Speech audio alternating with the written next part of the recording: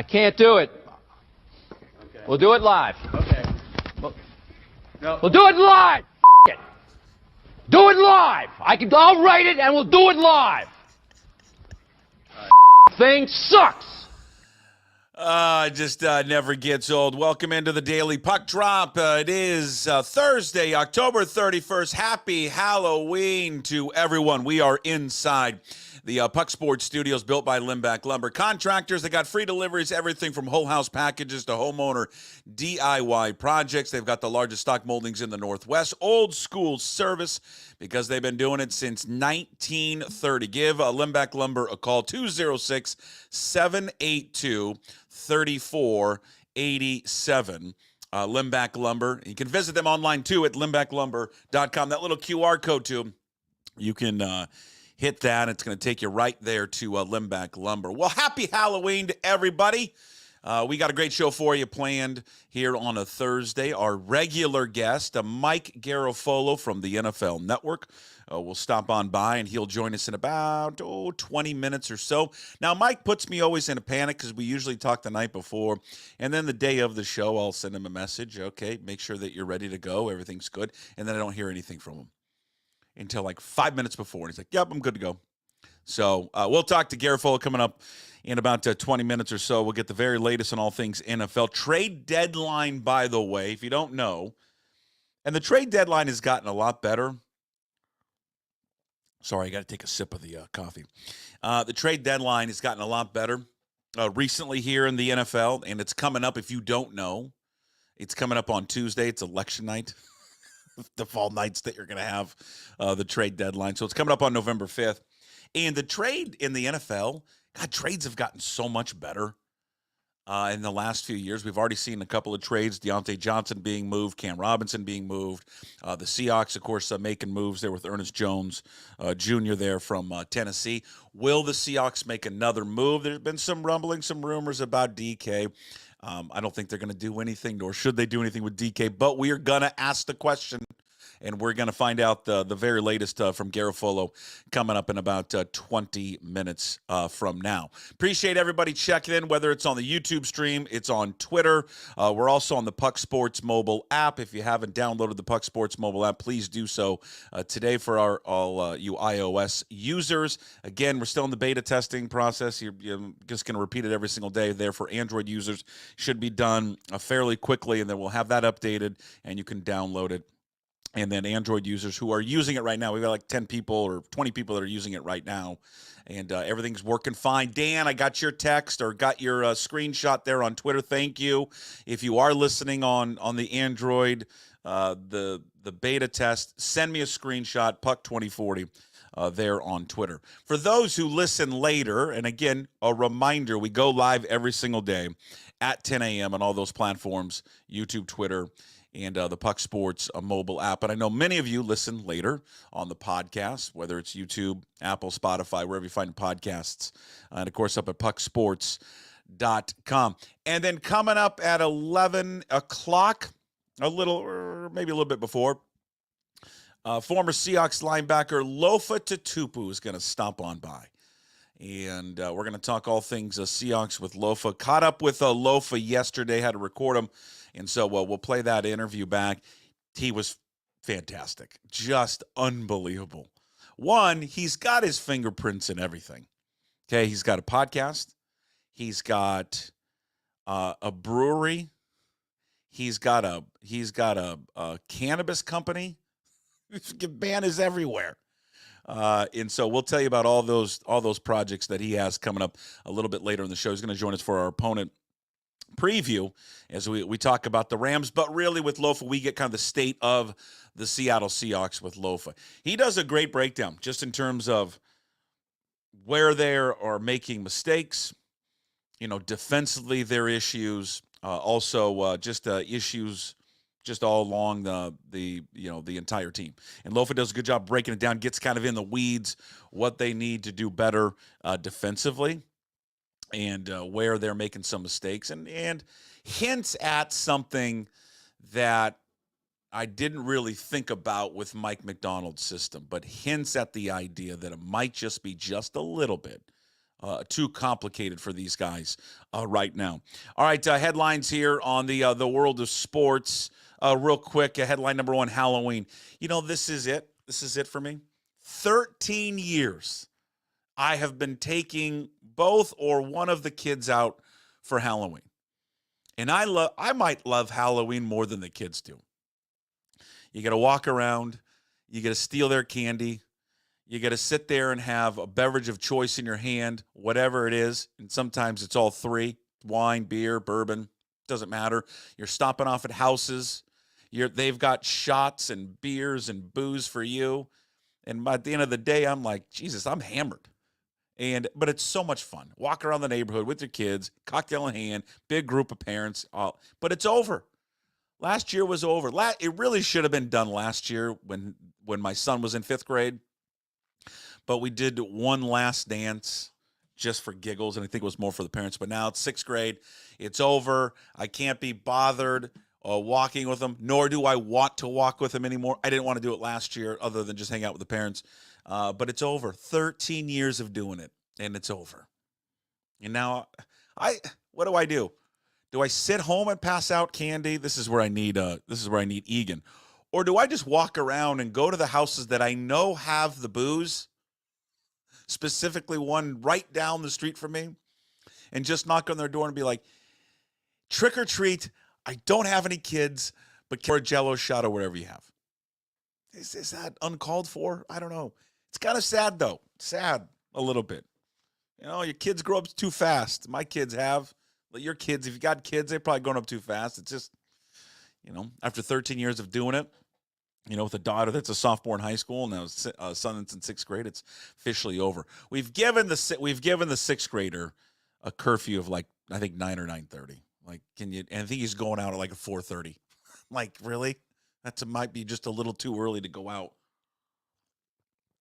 We'll see how much candy these putzes come home with, and then I'll just take all of the Reese's peanut butter cups, all of it. If you didn't check out our interview this week with Jake Dickert on Cougs Corner, one, it was funny because he went into the whole costumes that he used to have when he was younger. Also, underrated candy that he came up with his number one. What was it? Carmelo? You guys remember? Not Carmelo Anthony. What the hell was the name of that candy? Caramello. You guys know what I'm talking about? Now I'm blanking on this stupid. Yeah. Caramello. Remember those? That's his number one candy. There for Jake Dickert. 13 years in the books. It's over. I just got to sit at home. I really wish there was a playoff baseball game tonight. I really wish there was another World Series game that I could sit there and hopefully watch tonight, but it's over. Series is over. Yankees just imploded last night. My God. Jesus. That was like Little League. That was like watching the teams that I coach, for God's sakes. I mean, ball bounces off the Aaron Judge's glove. You got a shortstop just bounce past the third. You got a pitcher you're paying millions to not understand how to cover first base. What are you? And then pointing at the first baseman like, where are you? Where is he? Where are you? And you thought that maybe he was, especially on that hit, you really did think that Garrett Cole was going to get out of it. After all of it, after all of the issues and the mistakes behind him, you know, there was a moment where Garrett Cole, and I was getting ready to like tweet out, man, that is an ace pitcher response. And then he implodes. That whole team imploded. Just an absolute meltdown, man. The catcher interference, a disaster. Dodgers win the series 4-1. It was every game. I'm bummed about it that it's over because every game was fun and every game was thrilling and every game had its moment. And as a baseball fan, and you guys were probably baseball fans, I just wanted to continue and I wanted to see more games. I wanted to see a 7-game series, all of it. And it just sucks that it's over. Now we get ready for the next season in 2025, which is remarkable when you think these guys start in February. The season's over now. They basically have 3 months off, and they're going to pick it back up and report to spring training. So then my attention turned to the Mariners. Just because I'm sick, and I just start looking at what their roster is for next season. What can they do to improve it? All of that stuff. They've got currently the 10th best odds. And I actually was kind of surprised by this. 10th best odds to win the World Series. They're plus 2,800. Dodgers are favored at plus 400, then followed by the Yankees at plus 700, and then your Houston Astros at plus 1,100. And then I would ask you this, so what do they need?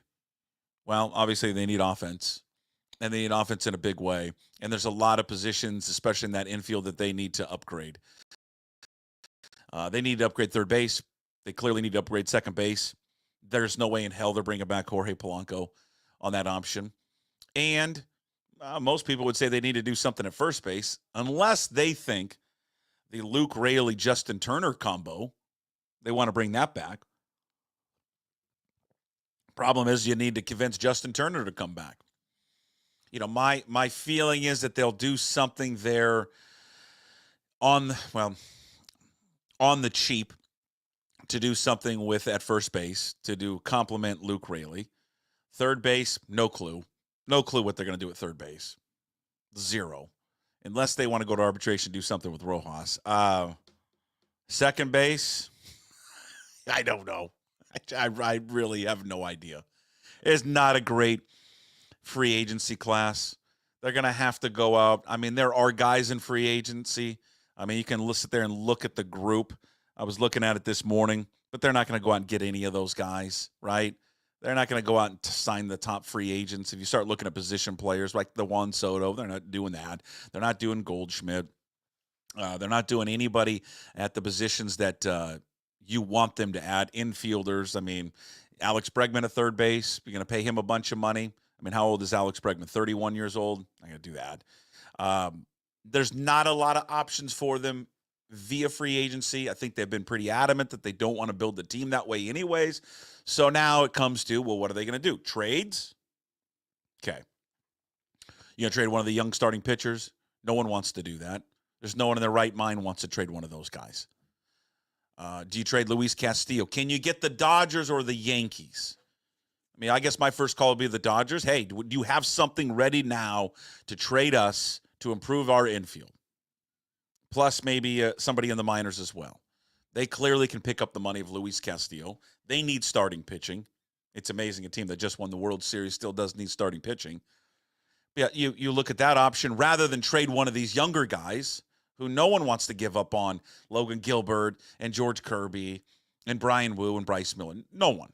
They don't want to do that. Now, would it clearly bring back the most capital? Well, yeah. But right now you got them on such a cost-controlled contract that it would just make no sense for them to move them. So I don't know where they're at. I don't know what they're going to do, how they're going to improve it. You know, I didn't mention shortstop, but I do think that it's a position that they need to look at. I think many of us have thought that for a while. And again, and we always joke about this because we've always got to say, we love J.P. Crawford. Everybody does.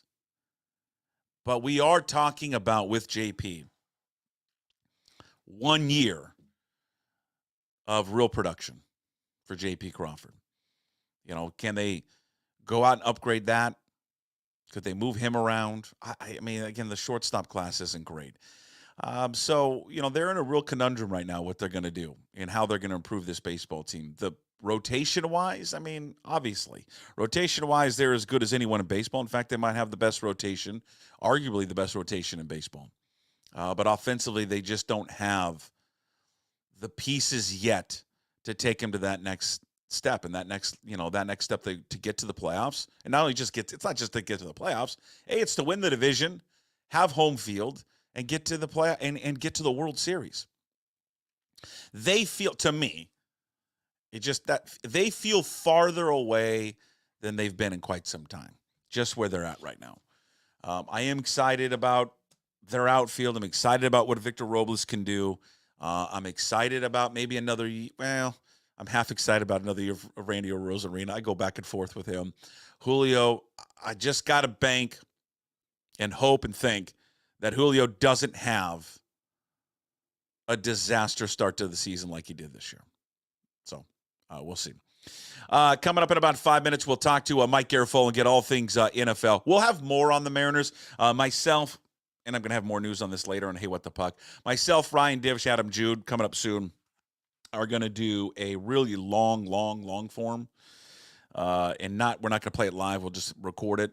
A long, season recap, off-season look at what they need to do, the holes on the team, just basically everything. We're going to recap the entire season and then do a real deep dive on what they need to add and what they need to do. We'll also talk to, Jim Duquette in the offseason as well, get his updates on what they want to do. And Jim will be back with us for another baseball season, which, again, is just feels like it's almost right around the corner, even though the season just finished. Yesterday, we had fun on our visit. Speaking of NFL, we had fun talking to Rob Staten from SeahawksDraftBlog.com. That show, that podcast is up right now on all the podcast platforms. And at the end, we were just talking quarterbacks and talking Geno Smith and yada, yada, yada. And at the end, we were looking at the free agent QB class. And I threw out a name to Rob about who would be available next year. Free agent? Go on, who? Say it. Come on. Well, yeah, I know who you're going to say. It's Russell Wilson. Do it. Rob, would you do it right now? If he's available, hold on, just answers. Would you bring Russell Wilson back? Yeah, I would. I mean, the way he's playing right now, yeah. I mean, but he has to, it's never going to happen because Mark Rodgers and John Schneider won't. They've probably got a restraining order out on each other. Never say never. Well, listen, he turned up to Pete's farewell. I mean, it'd be a great story, wouldn't it? I mean, imagine if he had a good season in Pittsburgh and Pittsburgh go, do you know what? We're going to take Shadir Sanders or something instead. We're going to move on, right? And then Russell came back and just finished his career in Seattle with a decent season as a transition to whatever's next. I mean, it'd be a nice story, wouldn't it? I mean, look, some people are going to love it. Some people are going to hate it. But, it'd be a great story. I don't think there's any chance, but it would be it's a romantic story. Oh, my God. I would eat it up. And here's the deal. We are in the entertainment business. And from an entertainment standpoint, if you told me that Russell Wilson was coming back, you imagine the entertainment value of him coming back to the Seahawks next season? And now, I'm playing both sides here. I'm not advocating to bring him back. I'm not saying it would be a good idea to bring him back. I understand how old he is. And why are you wasting time on this subject? Because it's fun. It's fun to talk about. It's fun to bring up. Because I'll tell you right now, they ain't going to be paying him and him being Geno Smith that money that he wants. That ain't happening. The option of $38 million and that cap it, that's not going to happen. No way. And so we were just spitballing yesterday, looking at the free agent class for quarterbacks and seeing who was there. And then I looked, and at the very bottom, because he's making a little over $1 million or something, that he's available, that he's there. And just everything comes full circle. We see it all the time. It doesn't matter when these guys leave, right? And it's awful, and it's a bad breakup. Doesn't matter. It doesn't. They all come back. All these Seahawks players come back, and everybody makes up in the end. And just because there's bad blood between Mark Rodgers and John Schneider, so what? That doesn't mean anything. If John Schneider really thought, hey, you know what? Russell Wilson gives us the best option next season, doesn't care what the bad blood was and shut the door on it. Again, I'm with Rob. It ain't going to happen. I just like bringing it up because it's very polarizing, and it gets people agitated on both sides of the aisle, and that's what I'm here for. Also, that's up available right now, our latest edition of Puck the Huskies podcast. Myself, Jordan Reffett, by the way, it's still the best name out there. Jordan Reffett and Elise Woodward talking all things Husky football. This was one of our better ones. I swear to you, this is 47 minutes, and I probably talked for 3 minutes, which is probably a good thing on that show in particular.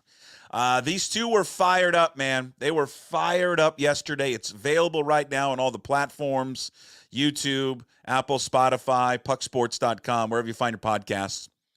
And especially Jordan was fired up about who he blames for this season. And he puts the blame squarely on one person, and that one person is former Huskies head coach Kalen DeBoer. To understand this is actually what Kalen DeBoer did, and I loved Kalen DeBoer. As a person, I think he's a great person. What he did to this program it was a 100-year storm. I'm looking at it now and where we are now. This program has been blown to shit. It honestly has. Because our core of offense and defensive linemen are 3 years away, 2 years away. We are not going to be able to put together a program like we had in 2022 or 2023 unless some absolute drastic changes happen in the portal or NIL. This is way worse than I thought. DeBoer left that cupboard so bare, and he recruited so poorly. So those yesterday on that show, we'll get more into it a little bit later, put the blame squarely of this season on former head coach Kalen DeBoer. It's interesting, and again, I mean, they're more connected to it than I am. They talk about the recruiting and all that, but I think there's some hurt feelings about how it ended, and so that I think that kind of blurs the lines a little bit. But I mean, I understand where they're coming from. But we'll get more into that. Is Kalen DeBoer truly the sole person, 100% the sole person to blame there for where the Huskies are right now?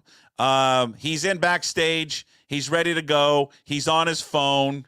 He's getting ready to break some NFL news. He's probably typing something out right now about the NFL breaking news. Ladies and gentlemen, Mike Garafolo with us from the NFL Network, all brought to you by Hartley & Hartley Insurance, your trusted family-owned insurance experts in the Puget Sound area since 1978. Honesty, fairness, integrity. Contact Jamie Hartley, 253-565-8700. Also, Zogs on Fox Island, perfect spot to grab a cold beer, hang out with friends, catch the game. Check out Zogs on Facebook and Instagram. Fall hours and events. Mike Garafolo with us. We're inside the Puck Sports Studios built by Limback Lumber. Why are you shaking your head? Because Pelissero, like, why do people live in Minnesota? Pelissero's in a blizzard and lost power. So I just found out like, hey, you have made it. I'm not upset about it. I'm trying to figure out why people live in Minnesota. A blizzard on Halloween. It's 80 in Jersey.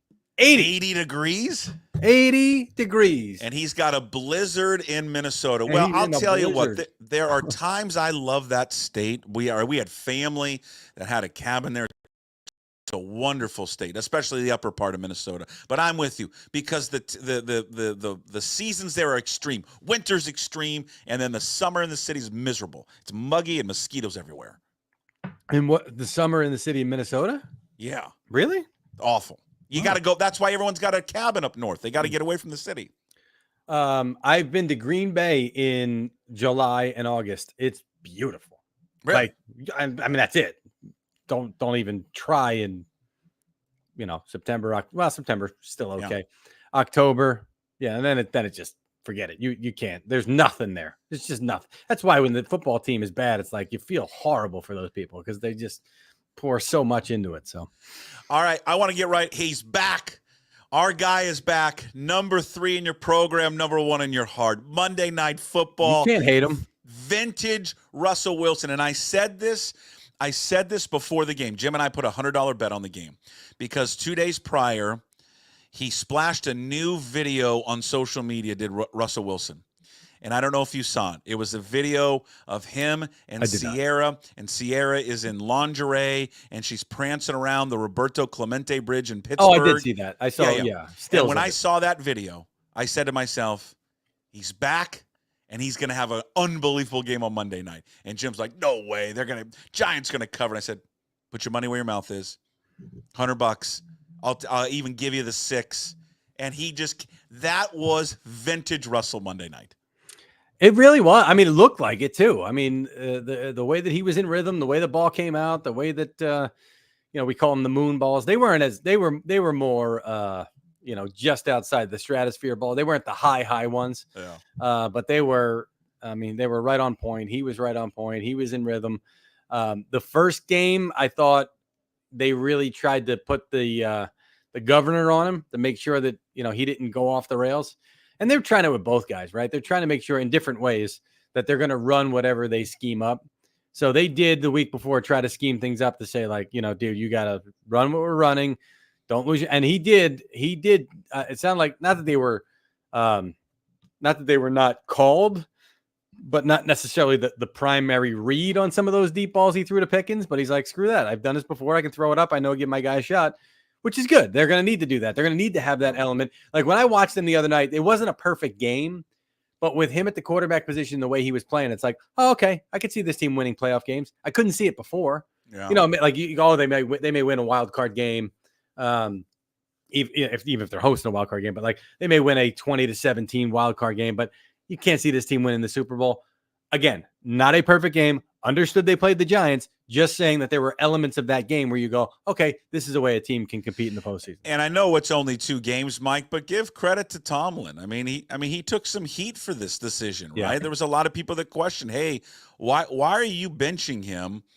Why are you benching Justin Fields? I mean, he hasn't played great, but oh my God, you're 4-2. He's playing okay, and now you're going to go to a guy who is old, not as mobile as Fields. Your offensive line's got some issues, and he had the great line. Was it after the first game where he said, "This is why I'm handsomely compensated"? I mean, it was great. Great leaders have to be able to do that. Have to be able to. They also have to be able to listen to their people, which he does as well. So you have to know. If there's 10 people in a room and 9 are feeling a certain way and you're the one that's not, you know what? They're probably right. And then sometimes when you go, I don't care what they're saying. I know I'm right. Like great leaders have to be able to do that. He did that. He is, I coming into the season, it was because their schedule was supposed to be, and maybe still is, but supposed to be one of the toughest, depending on how you rated it. And they're 6-2 at the bye is nobody projected that. Nobody that doesn't wear black and gold would have projected that. So, credit to him for his streak. There's a reason why he's got this streak of non-losing seasons going on, and they're fun. I mean, I didn't. Steeler football is a certain way, and you go, oh, okay, Steelers, like they're not high. You like the high scoring type, teams with the great quarterbacks, and they did have one for a while. And now, like going there on Monday night, I was like, this team's fun. This is a nice team to like get behind. I wouldn't mind covering a bunch of their games the rest of the way. They're a fun team. Yeah. All right, let's get the trade deadline, and I'm sure you guys are all fired up for it. It's on election day. It's on Tuesday. It's on November 5th. Mm-hmm. What is, again, I haven't really seen anything on it. I'm just curious. Is there, I guess there always is, a market for DK Metcalf? Has there been anyone that has called them about DK? Hold on. How are you going to phrase this? Are you going to phrase this as, is there a market? Or are you going to phrase it, is it a separate question? How do you want me to answer this? You want me to just answer what you asked me? Have teams called the Seahawks about DK Metcalf? Metcalf? Call the teams about everybody. Okay. Lots of calls. Lots of phone calls. Are they listening to trading? Are they listening to trading now that's DK a different Metcalf? question, Puck. 11:30 coming up. What the Puck? We're going to do an early preview. What is that segment, by the way? Oh, it's just me. It's like random, like sports, non-sports, just me riffing for like 2 minutes about nothing. It's like, top 5 Halloween candies, why I hate the Yankees, whatever, why Joel Embiid is a quitter, stuff like that. What is going on down there? My buddy is in, I don't know, he's somewhere in Italy. Terrible. He went to, his wife posted a picture of him, and she said, we went to this beautiful cathedral, I think it was St. Anthony Cathedral. His name's Anthony. St. Anthony Cathedral, and he got down and he kneeled down and he prayed and he got up, and I said to him, what did you pray for? And he goes, Embiid's knees. I got a buddy of mine. I'm going to read his text. You know what? He's going to listen to this later, and he's going to laugh. He's a Philadelphia fan. And I was like, hey, man, I asked him. I said, hey, what's the deal with Embiid? And his greatest line was like, I said, hey, is the fan base turned on Joel Embiid? He goes, no. Sixers fans just understand their life as a flat circle of misery, and you live with it. This is a different kind of misery, though. I've rooted for the Sixers. I'm not. NBA doesn't ring my bell. I'll watch it, but it doesn't ring my bell anymore. I don't have a whole lot of time for it. Yeah. And there were. I mean, the Barkley trade, and you get Tim Perry back, and Jeff Hornacek, and who's the third guy in that? Jeff Hornacek. It doesn't matter. It wasn't. You look it up while I answer your DK question. No. Are they listening to DK Metcalf? Let me cut through the different ways of asking it and just he's not getting traded. He's not going to get traded. Okay. Now, like when you say listening, if I say, well, yeah, they're listening. Okay. Are they listening because somebody might say, here's 4 first-round picks for DK Metcalf? Oh, now we're going to trade him. You know, I'm exaggerating to make a point. I don't know if the call comes in and John's on the phone. They go, DK Metcalf. You know, like I'm sure he'll finish the conversation. So, no, but I do not see DK Metcalf getting traded. They know what they've gotten him. These guys don't grow on trees. They're big body, athletic guys. They are hard to come by, especially when you get a guy who, you know, puts in the work and does what he needs to do and is competitive. I know you don't love everything about DK, Puck. Yeah, I mean, it's, you know what, I'll be honest with you. It's not the play on the field. It's always just been. He's a receiver, dude. Sometimes his side, but he's been better this year. He's actually been fine. I mean, they're not all Terry McLaurin. Okay. Like Terry McLaurin is maybe the only guy that I've ever seen early in his career be named a team captain, become the face of the team as a wide receiver, and just everything you ever would have wanted in any, you know, like that is a very rare situation. So yeah, no, he's been better. In fact, you know, when Gino was having his hissy fit last weekend and throwing footballs at people, he was actually playing peacemaker, which I found ironic. Didn't Mike Robb say that when he was at training camp? Like, because he turned around DK's playing peacemaker after he swung his helmet. Right, when he was swinging his helmet at I'm a player. Not gonna. It was just funny to watch the clip and go, oh, DK's breaking up. No, DK was intimately involved.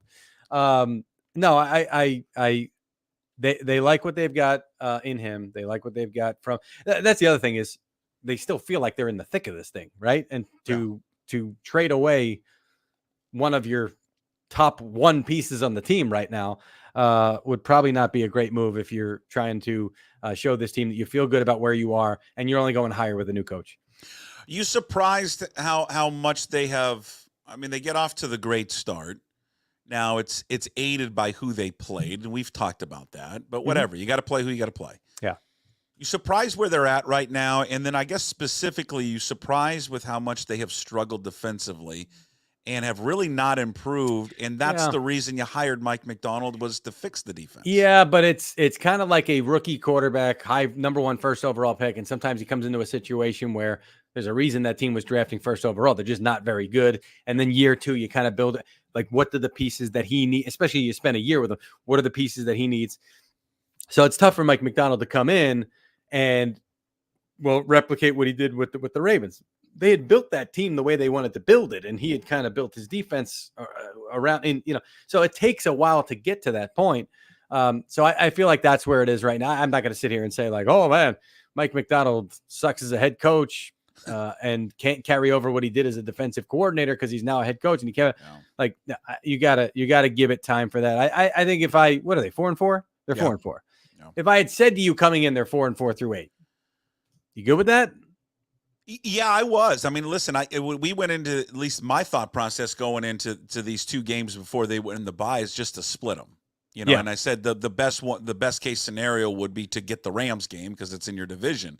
That's obviously still on the table for them. Like, as poorly as they played last week. You're saying split last week and this week. Yeah. I thought you were talking about the Falcons and so the Bills and Rams game, they go into the bye at 5-4. Yeah, I'm good. 5-4. Right. Then you got the Niners coming up. You're off a bye. I mean, they got thoroughly outplayed last week. Yeah. There is some weird, crazy alternate universe to where they have 2 trips inside the red zone as poorly as they played. All of a sudden, you're up 14-7 going into the half. Yeah. So, I mean, I thought they were going to lose last week anyways. The last 2 weeks, for some reason, have been easy to call. Like you and I talked about, we knew they were going into Atlanta and winning. And then last week I was like, and I don't think you asked me about it because I was like, I don't feel great about this one. This week I've got no feel, which probably maybe tells you it's going to be a close game. Now watch it be a blowout. So I can't, like, I could see both teams winning this game. And it's a monumental game for them, for either one that really wants to have visions of staying in this divisional race. So I'm just going to sit back and enjoy this one. You know, it's weird that you bring that up. You just don't have a feel for it. I don't have a feel for any of these games. No, And that's not true. I bet on these games every week. I Dude, don't have we a talked feel. about it. We But said going into Atlanta, like you I said, you guys are gonna, and you were like, "Yep, I agree." Like, and they won. Well, I don't have a feel for like, but I think more this year than ever. It feels like parody or whatever the right word is. That it's just like I've got a feel. Last week, I didn't see the Browns beating the Ravens. No, see that was because changing play caller, changing quarterback. They had lost on. I hate to always take a death and put it toward, but it's a thing. They had lost their longtime radio announcer. That was a thing that was rippling through and they wanted to play well for him. It's a thing. It is, and they did. So there were a number of things there, and I was like, now listen, if Kyle Hamilton catches the ball, okay, and picks off that, like, game's over, and we're not talking about that. That's how fine the line can be sometimes. But no, that was one where I was like, that team might play tough. I was gonna make a prediction. Oh, Jets. Like, I got a good feel about the Jets tonight. Doesn't mean I'm gonna be right, but I think the Jets tonight show up, play really well. Why are they putting that up? We're gonna play back. What are they doing? What's going on outside your? A couple of years place? ago, we got row houses here. So you just when you trick or treat, you go right down the. Yeah, it's great. What a great place to trick or treat. It's great. It's great. It's very convenient. For us, we just chill out and I'll have a beer and just hand out some candy, yell at some kids. No, my neighbor did that last year. You enjoy it. You enjoy it with Carmen, okay, and the kiddos, okay. Yeah. Why? Want to know why? Because it's over. I'm done. This is it. I have 13 years of doing this. Yeah. I mean, it's been over for my daughter for a while because she's a sophomore. But this is it. Should have been it last year. But the sixth grader, the son, said, "Yeah, I'm riding solo tonight." Okay. And I'm bouncing. I'll be back at 9:30. So peace out. Oh, wow. And what'd you do? You just stood there with your beer? Yeah, whatever. Yeah, well, but no, this is what I miss, though. I miss walking around the neighborhood with a backpack of a box wine and getting shots left and right at people's houses. Yeah, my kids like to hand out the candy more than they like to get it. So we'll walk a block and they'll be like, "Hey, can we go back?" Yeah, sure, no problem. Come on, let's go. And we'll just sit there and hand out. It's great. I love that. You. Like, get them, whatever. But COVID 2020, okay? Remember that? Yeah, I do. Everybody put these long chutes. Oh, yeah, I remember that. To drop the candy down. Drop the candy. This way there was no human interaction because you can pass COVID in 3 seconds. But we're going to touch the candy and give it to you. The same thing. It's going through the chute anyway. You're touching it. So stupid. I know. It's just so dumb. So this person's still doing it. So this person apparently does not want anything to do with any human interaction 4 years later. Well, whatever. To each their own. Garafolo, leave the guy alone. No, I have opinions and I have takes. And if you're outside my window. Is he setting it up right now? Yeah. Okay. With his wife. So you were going to do a prediction. Like, here's the games. Like, Jets. I look at Jets prediction. Yeah, that one's we're gonna play back the audio or the video at some point. You're so high on the Jets. So high. Only if I'm right, dude. Come on. If they lose, I was going to ask you this. If they lose tonight, you think they're going to win. But if they lose tonight, like, what do you do? I mean, you retire if you're 8. Just now? No, not now. No, but I here. So the longer this, like, 2-6 would be on pace for what? 4-12, 4-13, something, whatever. Stupid 17 games. If it's that bad, I don't think he comes back. Like the worse it is, the less chance he comes back in my mind. Like, and some might say, well, how could you go out that way? Wouldn't you? If all of a sudden they get this together and they're 8-9 and they just miss it, then I see in my head, okay, he comes back. All right, it didn't start out great. We had the Achilles here. This is my last ride. If it's so bad, I don't know. And that's just that. And by the way, never mind. No. Come on. Well, I was gonna say I do have my own opinions a lot of times. That's not just my own opinion. Like that's educated. Okay, if it's that bad. Yeah, I got you. So, but if they lose tonight, right now they're 2-7. Yeah. Most people, they think they're done anyways, but they're 2-7, and that realistically at that point you are done. Like we've seen this in college football now recently. Yeah, I'm going to use my red shirt. I'm out. I want to preserve my eligibility, right? The 4 games thing, and I want to go transfer. I'm going to go in the portal. Does he then now mysteriously go on McAfee and go, man, my hamstring's bothering me. I think I'm going to shut it down. Not yet. Yeah. Especially because he got Devontae. Like, Devontae didn't come here to catch passes from Tyrod Taylor. No offense to Tyrod, but like why he wait came a minute, here. timeout. What? Tyrod Taylor's the backup quarterback at the Jets? Are you fucking kidding me? He's still in the league? That guy, no disrespect to Tyrod Taylor. You just disrespected him. Hold on. I can't believe that guy's still playing. Like, no, I like Tyrod Taylor, but he's the backup? Oh, the funniest. He has carved out a fucking career for himself. Oh, it was the funniest damn moment since I've joined. I love Tyrod Taylor, man. Tyrod went from New York team to New York team. old. Yeah. Damn. Tyrod. Yeah, he came in week 1 and he actually led a touchdown drive at the end of the game against the 49ers. All right, can you name for $5 all the teams he's played for? Can you name all the teams he's played for?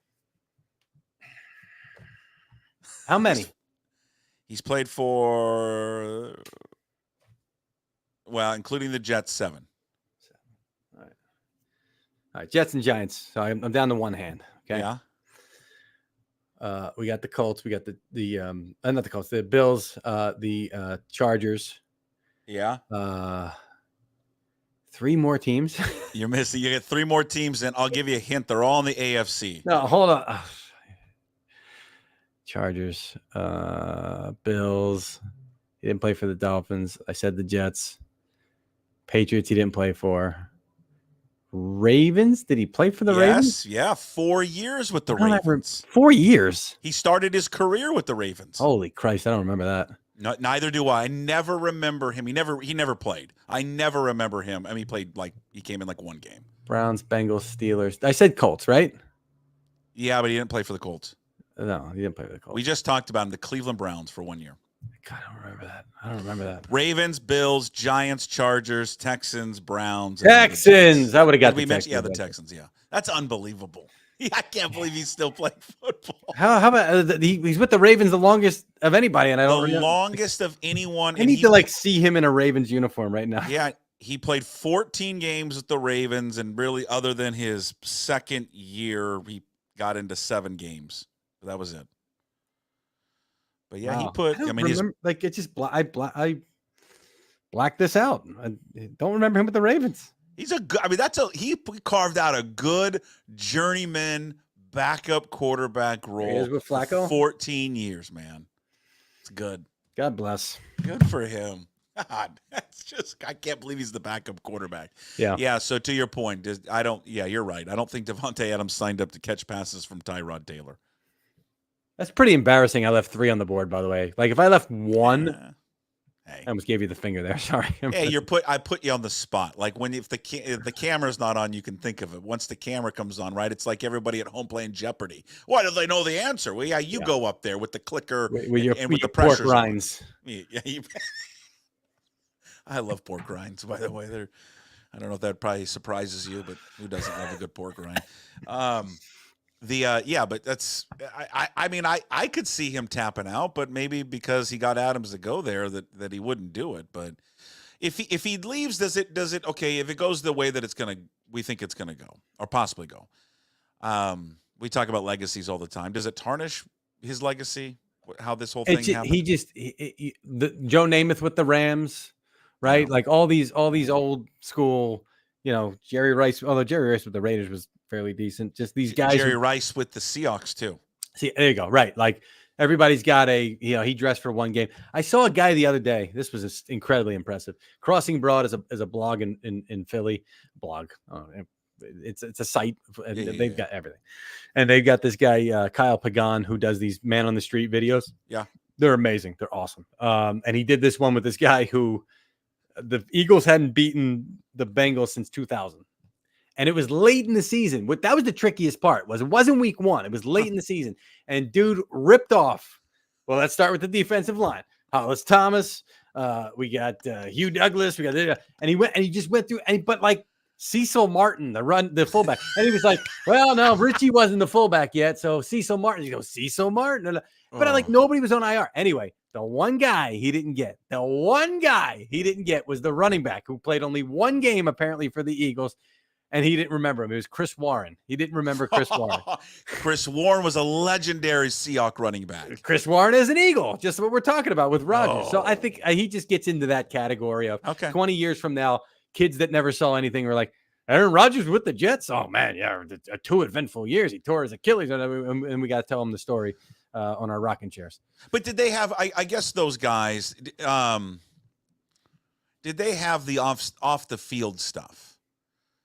What do you Right. I mean? mean, he's What's he got? he's been a polarizing figure with the things that he said and all that. And then on top of that, yeah. it's getting a coach. Well, apparently a coach fired, and in being the de facto GM. I mean, I don't know. Maybe those guys did that too back in the day, but there's not the coverage like it is now. But No, this is a unique one. I still love that he said earlier this year on the McAfee show, I'm amazed people think I have more power than I actually do. Like, dude, you built this coaching staff and the receiver room. Like, yeah. I mean, you've got Poole. You still got Devontae Adams for a potential second-round pick, which is not going to happen. But for a potential second-round pick, that was you. That's power. He just operates. I mean, this. You've covered him. You people that have covered. He operates in his own world, his own fantasy reality. Yeah. Yeah. And he can kind of, he ripped on Rap Sheet one time for, and Schefter too, for their, alleged sources or whatever he said. And, it's going to come from me. Is this trick or treat? There's no way we're trick or treating this early, right? Well, I mean, it's where you're at. It's almost 2:00. So Holy crap, she's at my door. Do we got full size?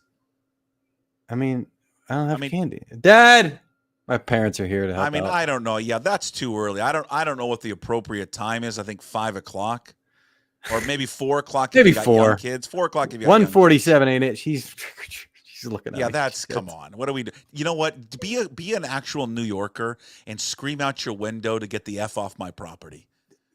Dad, I think we got a trick or treater. It's early. Get it going. Don't give her money. Downstairs. Somewhere. I do like your dad. I got 20 on me. I would give my, you know what? I'm going to do that tonight. I'm going to get some cash and someone's going to walk up. I'm like, I got candy or I got a Jackson on me. What do you want? Oh, God. You want $20? Here's $20. I love your dad because he's old school. Your dad's probably what, in his 60s, 70s? Okay, here comes. You want to make your first appearance on Puck here? Still carries cash in his wallet. Yeah, we're live. This is how we do it. Yeah. Jess says hi, Puck. Yeah. Still carries cash in his wallet, does he? Still carries cash in his wallet. He course. is 60. No, he's 72. Yeah, you got to carry. He's old school. My Yeah, dad I know. We're discussing the etiquette of trick or treating at 1:47 in the afternoon. 1:45. What kind of craziness is this? You don't work day. There's got to be an found a sucker, though. Here he is. starting time. You got What him. are we doing here? We're not trick or treating. Yeah, we are. Not even 2:00 yet, people.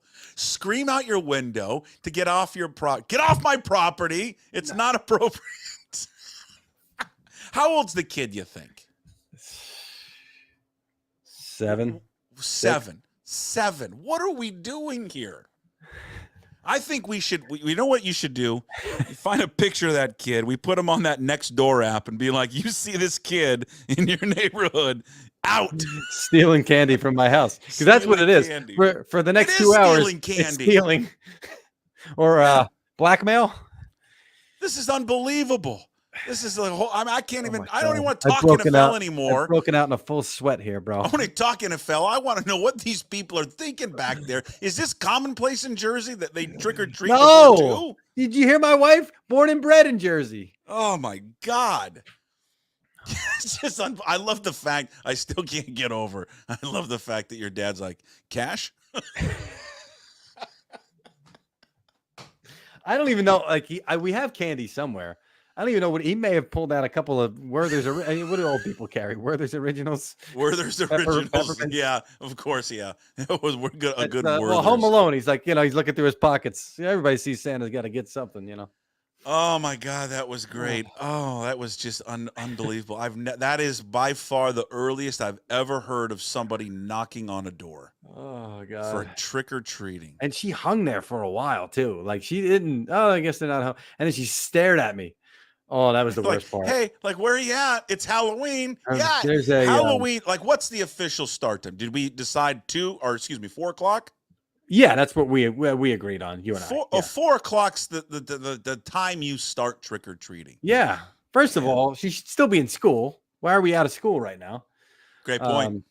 But no, there's an Instagram when she was staring at me. It was like that was like a horror movie, with the little. Should have just flipped her off. Like when he's riding the bike and he sees the two kids in The Shining, he turns the corner. That's what That's exactly what just happened right here. I don't even know what I was going to ask. Oh, I know what I was going to ask you. Let me steer in a few more football questions. Go for it. Go Rapid back to fire. Halloween. Lightning round. I got into a long discussion about this yesterday. We were BSing about it. I asked a buddy of mine who was on here who joins the show, Rob Staten. He does a Seahawks blog, SeahawksDraftBlog.com. Mm-hmm. And I said, hey, would you take Russell Wilson back? Would you do it? And we're just tongue in cheek and having fun with it. And he was like, yeah, why not? He is a free agent at the end of the year. I know they're not going to do it. Sam Darnold will be a free agent. Mm-hmm. I would assume he doesn't go back to the Vikings. I'm assuming just because of McCarthy, but maybe they do. Right. I looked at Spotrac, that market value they always do. I think it was like 3 years, 110 million. Mm-hmm. Like what? Where is the market? You think he'll have a big market? He rivals in my mind Geno, right? Okay. And not just because they both came from the Jets, but Geno, who was at 25, 3 years, 75, right? I believe Something that was like the that, yeah. average annual value. Yeah. Reggie Frederick. We have Reggie. comments? Yeah, we have comments. I can play all the comments all you want. His dad carries cash too. Just call your father and me old school. I carry cash now. Here's why I carry cash, Reggie. I always carry cash. Because now they're charging the credit card at the restaurants, the 2%. Yeah. You ain't getting my $2. Yeah. Or maybe even more of that, $3 if we go. And you know what? These people want cash more than anything now. They just pocket it. I'd rather pay. And then my wife is like, but you get points on the card and that equal. No. I don't want the credit card company getting money for that. If they're going to charge me, like it's me and the restaurant. And if you're going to add some kind of fee and it's just going to them, no, let's just keep it an A-B conversation here. Yeah. Geno was at 25 a couple years later. You figure a little bit of inflation. It was a lot of inflation. So I think we're north of 30. So was it 3 years, 110 averages out to what? 37? Yeah, it was something in that neighborhood. To me, it was mid-30s. I mean, that's about where I had it. Now, how does the season finish, right? Because they need this one this week. They need to stop the backslide because now the backslide's going to be, all right, this is back where we thought they were going to be. So you stop this now and you potentially, reestablish your value mid-season. And, hey, little blip. Everybody has a little blip, but he got it course corrected and got it. Yeah. So I think you're about there for sure. You think he'd be is he a better option than Geno? Are you winning the Super Bowl with either?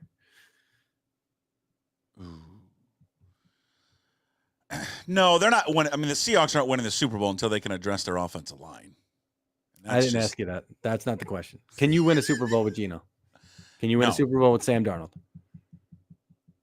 I don't know. Is that fair? I don't know. That's fine. Then in your mind, it's a better option. I don't know. I don't know if you can. I mean, there's a reason he was drafted as high as he was. I do think that there's a skill set there. I just think these what's been the big topic this week, right? The league isn't developing these quarterbacks, which I think is just absolute BS. I think that some of these guys get drafted way too high because they value that position so much, but it's also about fit. If you go to the wrong team. If you're talking about Richardson, because that's who we're talking about this week, yeah, he was drafted that high because of the upside, because of the wow throws that we've seen, which is great. He had 13 incompletions and 15 passes the other day. Ain't enough wow throws to make up for that. Okay. So, but I would caution to any buyer on Sam Darnold. What you're seeing now Justin Jefferson, Jordan Addison, Kevin O'Connell indoors. Like, Okay. you better have all that in Okay. place if you want to get the best out of Sam Darnold. You know, if Matthew Stafford tomorrow retired, Sam Darnold as a Ram makes complete sense to me. Like, Okay. plug him in, and then, you know, could you win a Super Bowl with him at the Rams if everything else is right? You know, so Rex Grossman played in a Super Bowl. Like, I still go back to that. Anybody can get you there. Anybody can get you there. God, he was bad. He was a bad quarterback. Rex, I love when they used to spell it Wrecks, Rex Grossman, when they said that was bad Rex, because there was good Rex and bad Rex. That was bad Rex. That was a good one. So yeah, I don't know. I mean, I always feel like if you're fishing in that pond, you might as well just pack up, go to the ocean, and try to catch the big fish. Try and go whatever you got to do via the draft or whatnot. I just, you know, it's my take on it. Have you ever, in your years covering the NFL, had a quarterback tap out of a play? Nope. Wow. How do you think that resonates inside that building, in that locker room? I saw Dan Orlovsky say, and I like Dan. I saw him say, you know, imagine him now in the fourth quarter telling the offense, I know you're tired. I know you're dead. I need that extra little. Hold on, dude. Two quarters ago, I think the tap was the worst part. The tap was the worst part. Yeah, like if he did it, like if he got up and but the fact that he just tapped, like this is like every other player, like players do. But okay, but let me ask you though. Other players do it all the time. Receivers do it. Yeah. Running backs do it. Yeah. They don't get paid $60 million a year. Okay. So the money changes it. You just never do. You never see a quarterback do it. Now, they said they were going to do was hand the ball off anyways. And that's what they did, because it was third and long. Fake the wind getting knocked out of you, you know? Because that's roughly what happened. You're out of breath, right? And just, you know, just give him one of those, or take a knee, right? Go down to a knee. And we're not even talking about this. We're not even talking about this. Quickly before you go, any more trick-or-treaters show up to the house? No, we got nothing. I was wondering if Hey, there's a great question here from Dude the Man 99. What if the trick-or-treaters on vacation from Europe thinks it's the time we start over here? Did they look European, by the way?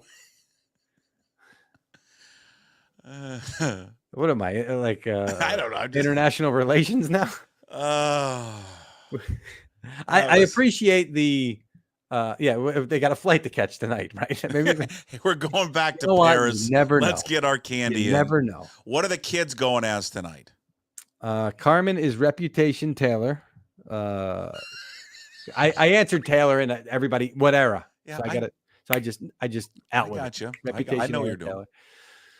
Holy Christ, that costume. Oh man, what a fiasco. I bet. And then Vivian. Oh, we have another one. Is there another trick or treater? No. Oh. Hot mom walking by. What do you got? I'm on high alert now. It's 80 degrees. I can only imagine. I'm on high alert now, Puck. Vivian is going as what? What's Vivian going as? So Vivian also wanted to be Taylor when we talked about this 3 weeks ago. Ordered her a costume. Doesn't want to be Taylor. Wants to be a spider. So yesterday I'm on with Party Town, Party City, whatever. Yeah. 20 minutes on hold. Dude comes back. Hello? Yeah. Yeah. Another 10 minutes I'm on hold. Could have driven to the store in the meantime. And pick up the phone and answer my own call. That's what I could have done. Can't find a spider. So I'm like, we're expecting an absolute fiasco this morning because Vivian gets locked in and like you can't get her off of it. We tried to pitch her the butterfly costume that Carmen wore a couple of years ago, which we didn't tell her. Like your sister had worn it. We pretended it was original. Yeah. No. This morning. How about a butterfly? Yes, a butterfly. Throws it right on, no problem. But now has taken it off, and I don't know that we're gonna get it back, which is fine. We only for school. For school, get dressed, and that's fine, whatever. So yeah, she went as a butterfly. I'm not gonna get dressed. Did you see what I did on the show this morning? I did not see it. What'd you do? So they're all dressed for Halloween or Good Morning Football, yeah. And they come to me, and I'm just in a shirt and suit and tie. And they said, well, is he dressed? We'll see. And they do the reveal, and I'm in a suit and tie, and I start to get booed, right? Like, I'm not gonna talk about injuries while wearing a Michael Myers. Like, I just can't do that, you know?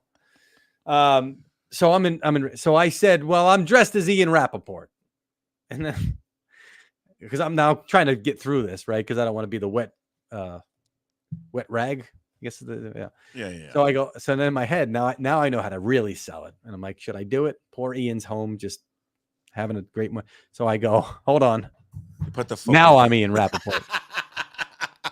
You should have done it where you had like a football, plaster. I wasn't ready. Forehead. I wasn't ready. Know, but that would have been. But I said I could do the short joke, which then if he were there, he would come back with the ball joke. We do it all the time. Yeah, it's good. It's a good back. So they make an Instagram reel. Good Morning Football does, and your invitation to collaborate. And I go, oh, God. And then I look and I realize he's already accepted the collaboration. So he was totally fine with the joke. So I was like, okay, if he's accepting it, then we're good. Everybody's good.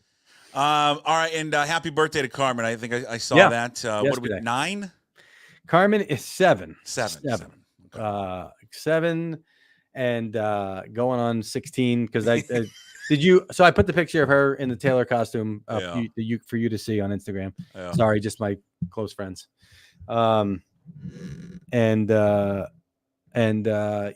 she was. Oh, that was the best part. So Vivian didn't wear her Taylor costume. The 2 we bought for Carmen were too big. She wound up wearing Vivian's, which was too big for Vivian anyway. So it all worked out in the end. It all works out in the end. Well, enjoy it. Yeah. Have fun. Have a great. I can't send me updates if any more people show up at the house before 4:00. Carmen, I expect you to tweet that out, by the way. All right, Carmen did the black cat for Halloween here. So. That's great. God, what an artist. Unbelievable. Yeah. Yep. All right, Mike. We'll talk to you next week, man. Happy Halloween, everybody. Yeah, there he is, Mike Garafolo, NFL Network, all brought to you by Hartley and Hartley Insurance. You're getting your money's worth, Hartley. I'll tell you that. Your trusted family-owned insurance experts in Puget Sound area since 1978. They've got honesty, fairness, integrity. Contact Jamie Hartley when he's not playing golf. 253-565-8700. Also, Zogs on Fox Island. Perfect spot to grab a cold beer. Hang out with friends, catch the game. Check out Zogs on Facebook and Instagram, fall hours and events. If you came in late to the show, you can catch it again up on YouTube. Listen back to it. If you're listening later, you are on Apple, Spotify, wherever you find your podcast, and of course up at pucksports.com. Be sure to, on all those platforms, to like, subscribe, leave a comment. It all helps the cause. So big thanks there to Mike Garafolo getting the very latest. If you missed it in between someone knocking on his door at 1:30 back there, or 1:40, trick-or-treating, which is a massive violation. I mean, a massive. You can't knock on someone's door before 4:00 to trick-or-treat. Good God. There have been, rumors or whatever that, would they trade DK Metcalf? And if you're just joining us, he said that no chance that they trade DK Metcalf. Have they taken calls? He said yes, but they take calls on everyone. It happens this time of year, and it's always a thing. But did say that they are not going to trade him at all. All right. We got a special guest for this week's opponent preview, as we do it every week. We talk a little Seahawks here. Been trying to get this guy on for a bit. We caught up with him yesterday. Lofa Tatupu, linebacker, great linebacker for the Seahawks, man. Guy that worked his ass off in high school, worked his ass off in college. Not a highly regarded guy coming out of college, and then just was a gold mine linebacker. He and Leroy Hill, that first Super Bowl team, which was an awesome team, by the way. And they were two just physical, fast, smart football players that led that defense in that first trip to the Super Bowl. Lofa's got his hands in everything. We caught up with Lofa yesterday. He's got a podcast. He's got a cannabis business. He's partnering with a brewery. We talk about all of that, including the state of the Seattle Seahawks, the look of the defense of Mike Macdonald. Where he sees the issues at. Here's our conversation with Seahawks great linebacker Lofa Tatupu. Preview again, Seahawks Rams. Look at this, folks. Number 51 in your program, number 1 in your heart. Lofa Tatupu is joining us here on the opponent preview. Lofa, how are you, man? I'm blessed, man. And you forgot the Johnny Utah. That's another good one. Right? Johnny Utah there as well. 2. Yeah, give me 2. We're going to get into it because you got beer too. We're going to promote your beer too. Right You on, got buddy. your hands into everything right now. I Yeah. want, for people that don't know, and there's probably like one or two people that don't know what you're up to. I want you to tell everyone this post NFL playing career, what Lofa Tatupu's been up to. But what have you been up to right now? You've got your hands in everything right now. Media, beer, all of it. Yeah. So I started the media podcasting. Been doing that the last several years, all day podcast. You can follow us on YouTube. It was started by the great G. Scott and KJ Wright. And Nice. as they moved on to other endeavors, G. Scott's got the reset of his own show. And then KJ, of course, he's coaching the Niners, but we won't talk too much about that. But I'm grateful for the opportunity, right? So, but what I love about podcasting is media on your terms. You get to be yourself. You're not censored, right? You know, we were swearing just a couple minutes ago because we're just regular people. We're real dudes. And so, podcasting, got into the cannabis space, 1937 Farms out in Duval, Washington. So got a brand over there. We're expanding. We built 5 more hybrid greenhouses for expansion. One of my buddies, fellow Seahawk, Matt McCoy, he's heading that project up, him and Jeff McCoy. And then, so that brand is probably around, we're going on 7-8 years. It's starting to get big and catch waves. So what else? And then the beer, Savage Brewing, they out in Kirkland, we launched a beer for a charity for Parkinson's, something that has hit home to my family as well as Will Savage, the owner of the brewery. And it did really well. And then we decided to make a go of it. And so this year we just launched 2 new beers. Mine is the Pilsner. I'm going to say it's the best, right? I have to. And then that's 51 Savage. And then 31 Savage, Cam Chancellor, maybe you've heard of him. He's got the hazy IPA, and it's probably one of the smoothest hazies I've ever had. Okay. And then we've got the man with the gold jacket, the best to ever do it, Walter Jones, 71 Savage. His is a lager called Big Malt Jones. That is a great name. Yeah. That is a fabulous name. That is unbelievable. So been busy, and then I got 2 boys, 13 and 10. And they keep me very busy. They're starting to get into sports, and oh man, I get to take it back to the days, because all the kids that I get to talk to, they're just like, what's it like being an all-pro? I go, well, you don't. The story didn't start that way. I was sitting on the bench for several years waiting for my opportunity to start. And in those years, I was working and just trying to become a starter. And so, we all didn't, come out the womb like Cam Chancellor and Big Walt, just monsters, 6'4", 6'5", biggest, fastest, strongest at their position. And I know they had to work, but I had to work extra hard at my height and weight. What your boys 13 and 10, are they into football right now? What are they playing? The oldest is, it's funny, he wasn't into football until we took him to a Friday Night Lights, something with the Seahawks, and they go to a high school game. So me and Trufant took him to a high school game, and he saw the lights and he heard the band and the packed stands. And then a group of cheerleaders walked across, and I just saw his head turn. And he looked at me and Mom and said, I'm definitely playing football. Yeah, he is. And we were like, well, kid, make sure you're doing it for the right reasons. You don't even. Those are the right reasons. Right. Well, Mom was a cheerleader at my high school, and that's so I guess, yeah, the apple doesn't fall far from the tree. But he's getting into it. He played some flag football. He's a big kid. He's already taller than me at 13. He's 6 foot 185, big boy. And so now the fun part is I'm making him get up and do workouts. And I'm like, okay, we're going to find out if you really want this. And then the 10-year-old, but the 10-year-old's into arts and coding. And we sign up for a Code Ninjas class over in the Commons in Newcastle. And it's the first thing I've ever seen him just stick to, right? It was a 2-hour class. I was worried it was a little too long for his attention span at 10. He loved it and was excited to go back to the next thing. So, sports isn't for everybody. I'm going to make him play a sport eventually just to learn teamwork and accountability and, just being part of something bigger than yourself. But But yeah, all the life skills it teaches you. But other than that, just having fun with them right now. But you just got to do something, right? I mean, that's the thing with kids. You just don't want them sitting around being idle. Just whatever it is. It's sports, it's arts, it's music, just something to keep you occupied. Absolutely, brother. He's a big time gamer, and I'm like, well, someone made that game, so. If it's your passion, then we're going to chase it, and you're going to develop video games, and one day you're going to turn around and say, I made that game that some kid or a bunch of people are playing, right? Take it as far as you can. Well, Lofa Tatupu is with us, all day podcast. You can check it out on YouTube. It's also on all the podcast platforms. And you do it with the guy you do with Brett. He's from here, right? Edmonds, homegrown, Edmonds, Washington. He left around 18, 19 years old to pursue an acting career, went out to New York, did a bunch of shows out there, and then made his way to Hollywood and was on a bunch of big MTV's Awkward. I guess that was a very long, big show. So we were walking around the suites because he comes to every home game. And, people were stopping like, oh, my God, Jake Rosati. That was his character on the show.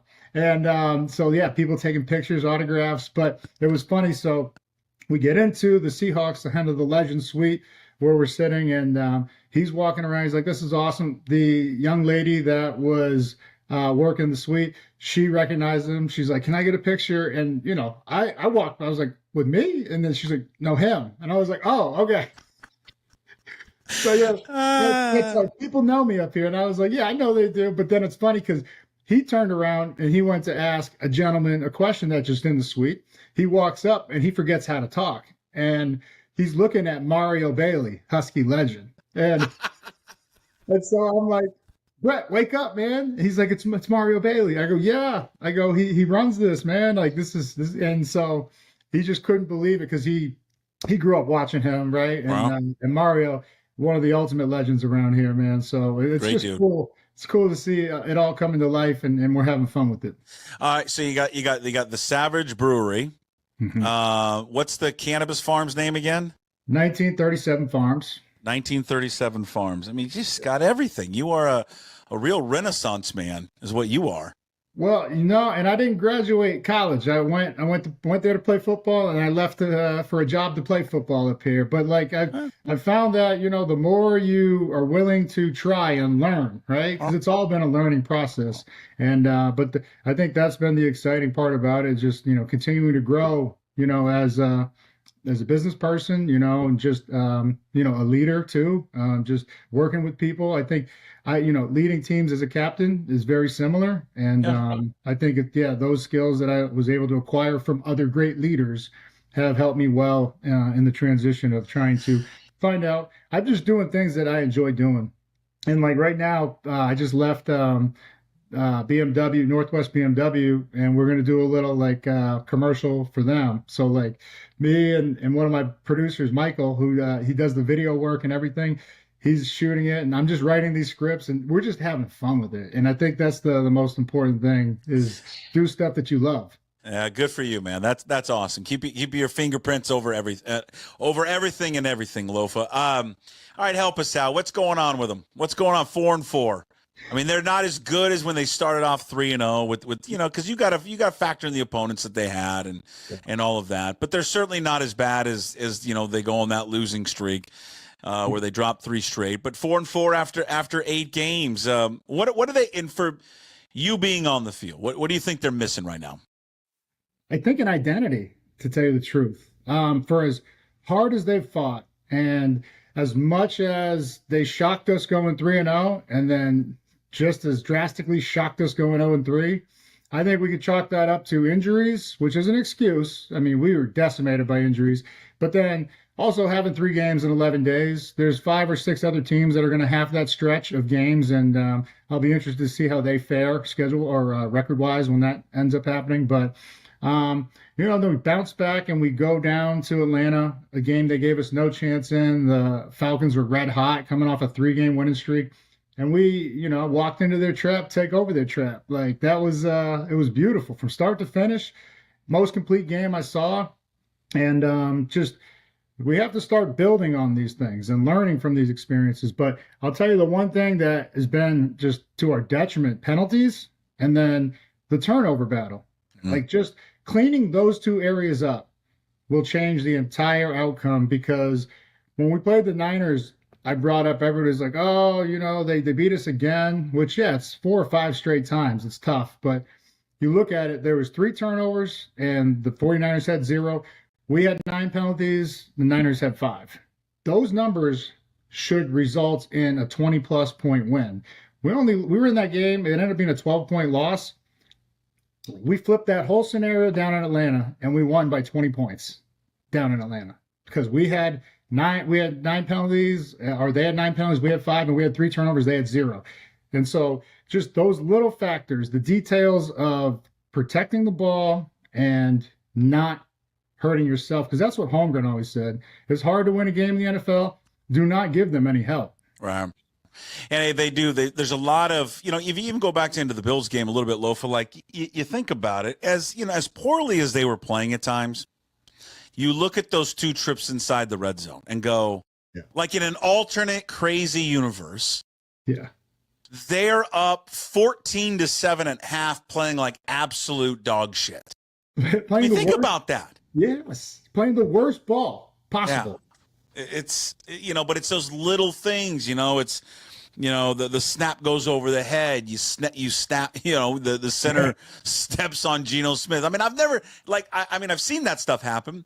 I've never seen it happen in the same game, like back-to-back possessions. Oh, man, it was wild, right? And then even couple that into, we get down there on their 2-minute drill, and Josh Allen, actor of the year, just give him the Oscar for that flop. Because he's he might be bigger than Derek Hall, and he just he took it on the chin and laid back and laughed as he got the penalty. But because you're allowed 2 steps. I saw 2 steps and then a hit, and then it just the helmet to helmet's going to get called. But just I want to take it up with the competition committee about why is a play that's illegal shift or illegal motion allowed to continue, and we're resulting in another penalty that's negating everything that just happened that the offense messed up. That's what I'm saying. I don't understand why the play just doesn't stop. Right? Blow the whistle. Yeah, that was like you brought up the Reed and Hall stuff. I mean, just there's a lot of people watching this and listening to this. I mean, they've never been in that arena. They may have played high school football, but nothing. And they've probably experienced something like that if they did. This stuff happens all the time, especially at the pro level. It's not uncommon. Did you see anything different about it? Like sometimes the one thing I noted, at least this, Lofa, and you correct me if I'm wrong, you see this stuff happen on the sideline. You don't ever really see it happen on the field all that much. Was that a difference, or, hey, this is kind of business as usual, this happens more than you think? They were fine. They've talked about how they were fine afterwards anyways.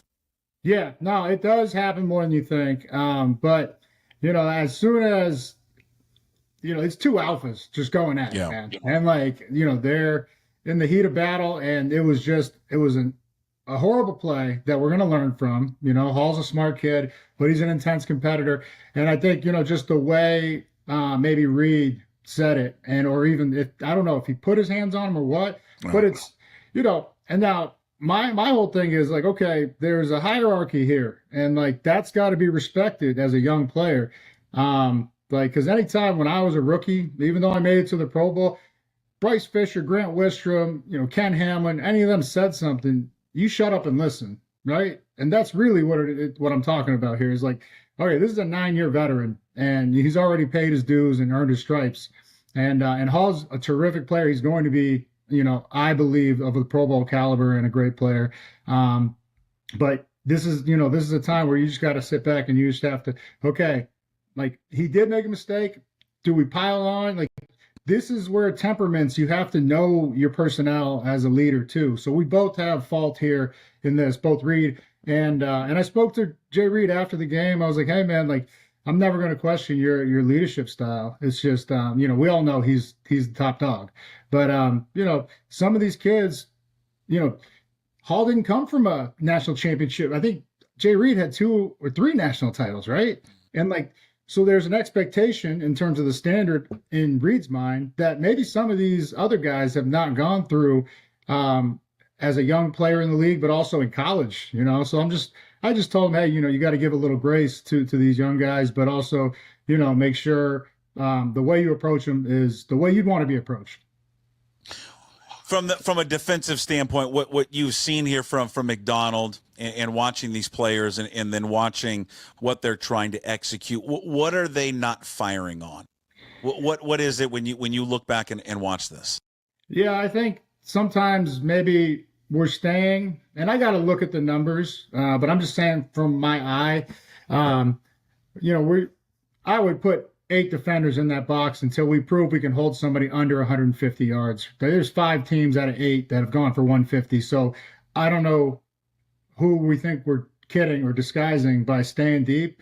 If we're 8-man front, just stay 8-man front. Just tell the corners to back up a little and get ready. Top down, we're don't give up the deep ball, which it's a lot of pressure on them anyways. But when you have 5 teams out of 8 going for 150 yards, if you don't get that addressed and you don't get that stopped, it's just they're going to be open to anything. Play action's easier. Everything works at that point. It's kind of what I feel for Grubb. Like, if you don't have the run game going, what are you supposed to do? But just staying on that defensive side. There's sometimes I thought we were just a little out of position, maybe disguising a little too much, even just a simple cover 2 where they hit that honey hole shot past Job. That's not Job's fault. But we had Witherspoon was down in the curl, and he jetted back to be the top safety. Josh Allen's going to find that. As soon as he sees what we're doing, it's like 1001 with that. Okay, I know where to go with the ball, and he's got a cannon for him. It was a beautiful pass, but everyone's going to say, oh, that's on Job. It's not. It's really on the safety, whoever has to play the safety, which that was our curl player. It was a crazy rotation. Spoon comes back. The middle backer turned over to curl. The other guy went to curl, and then Julian Love, who was in the curl, ran deep middle. So it's almost an inverted cover 3 of sorts. But it's doing too much or asking too much with our disguises to try to fool Josh Allen. Where if we just line up, even if he knows it, it's like, okay, now show us the perfect pass while we're in position. Sounds like you're kind of hinting at that at least for these guys right now, that the defense can at times be too complicated. I feel like they have a great understanding of it, though. I feel like maybe as players we're getting a little too cute with our disguises and alignment. Does that make sense? Because the way they were able to move all those, because I was like, did I just see that right? And then I looked up at the board. I was like, that's exactly what they did. I was like, wow, to get 5 or 6 different guys comfortable enough to do that, because when John Lynch was with Denver, they were a good enough defense and they were doing stuff like that, and I was like, I haven't seen that in a long time. So like the understanding of the principles is there. I just feel like I'll take it a step further. So in coverage, there's a couple times where it was 3rd and 4 or 3rd and 5, and we're 7-8 yards off of the receiver. That's pitch and catch. Like, okay, you can line up there, but you better be attacking to 4 or 5 yards on the snap, because that's where interceptions, especially in zone, happen. But Josh Allen is capable of picking up and just throwing it to the open guy, even 30 yards out to the sideline. If he's on the right hash and they're all the way far left hash and it's 10 yards down the field, he will rip that thing in there if you are 2 or 3 yards off in coverage. That's that kind of arm talent he has. So I want to see them challenge him more, and I think that's where people were getting on Spoon and they were getting on Job when they did get beat a couple times. But if that's any fraction of a bad throw, that's an interception going the other way, kind of like what Job forced on that slant. All right, there's no better person to talk to about the linebackers than you. You played the position, you know what it's all about. They go out and they make the trade for Ernest Jones. But before they made that trade, there's a reason why they went out and did that. What is it that they're trying to fill? What are they perceive lacking right now at that position? I think the only difference between Jones and Baker that I see, a little bit bigger of a guy, a little more nastiness, because I love Baker. He's just a little older, so we got a little younger, and he's a little healthier. Baker had to sit out a lot of offseason with like Achilles and I think a shoulder. Mm-hmm. I was thoroughly impressed that a guy could sit out almost everything, come back week 1, and he had the conditioning to still play like 50, 60 plays out of the 70. But, we've asked a lot of T-Dot, with the communication, wearing the green dot. And so, and then you can slide him over to Will now. I don't think a lot of people understand. This is something like we did. Well, you can only do this with a great player like KJ Wright. KJ Wright played Mike, Sam, and Will, and he called the defense from all three positions before. That is the mental gymnastics to do that is insane. But so with Ernest, I think it was just you get younger, healthier, and then just a little more attitude and size. He's a little bigger than Baker, but I love Baker, and it's we'll see. I was thoroughly impressed with Tyrese Knight, and so I thought this could be, before they made a trade, I thought we were going to see more and more reps of him, because man, he's got the complete game. Let's flip it over to the other side of the ball. A lot has been made. I talked about it last few weeks. The body language of Geno. Is that concern you at all? No, unless the stats are not there to back up what he's doing. Because this is the last game was probably the toughest game he's had. Other than that, he was without DK. He was the leading rusher. Just things that I like to keep in mind, in view, that when I factor in everything of like his performance. Leading rusher, because he had no run game. We had 32 total rushing yards. And then his top weapon, one of his top weapons, weren't out there. But his body language, I think it hasn't been that bad, because the slam in the head into the tablet. If that's anybody else, if that's Mahomes, oh, what a fiery competitor, right?